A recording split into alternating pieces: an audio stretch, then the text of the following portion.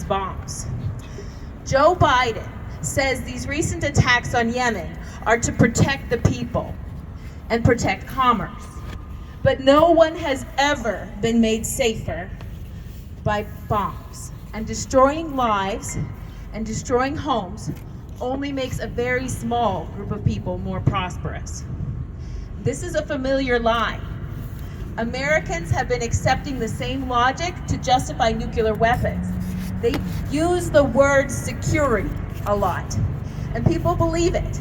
And they think having the biggest stockpile of the most advanced bombs is keeping us safe. It isn't, but it is making a very small group of people rich while a huge number of people go hungry. And with Israel, it's the same lie. They use the word security all the time. They aren't protecting people, and what they do brings prosperity to only a very small group of people.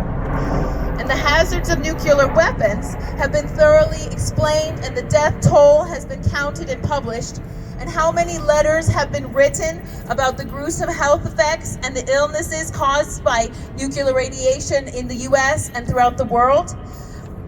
Dr. Martin Luther King was outspoken about the need to ban nuclear weapons, but he, like everyone who says this must be stopped, is ignored on that topic, and he was silenced.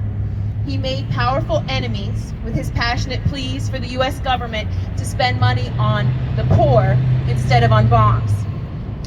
And from the beginning of the state of Israel, they knew that creating this ethno-state would cause violence and instability. And how many letters have been written explaining the harm of the apartheid state? But again, everyone who says this must stop is ignored or silenced. When we dropped the nuclear bombs on Hiroshima and Nagasaki in 1945, Americans were told that it was justified because it ended World War II. And many Americans have never questioned that. But there is evidence that Japan was ready to surrender, and we didn't make every effort for diplomatic negotiation. So what we need to start doing is questioning the lies that justify war, bombs, and apartheid.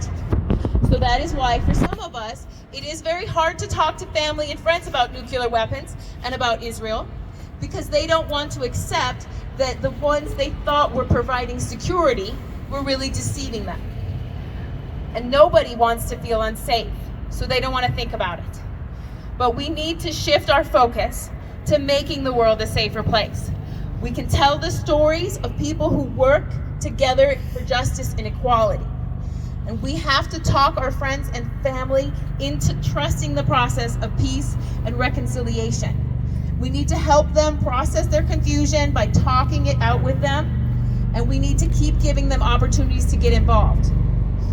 When we do that, we can help them see the strength of humankind and the problem-solving potential of people who work together. And we can help our society see that when we stop believing the lies, peace is possible.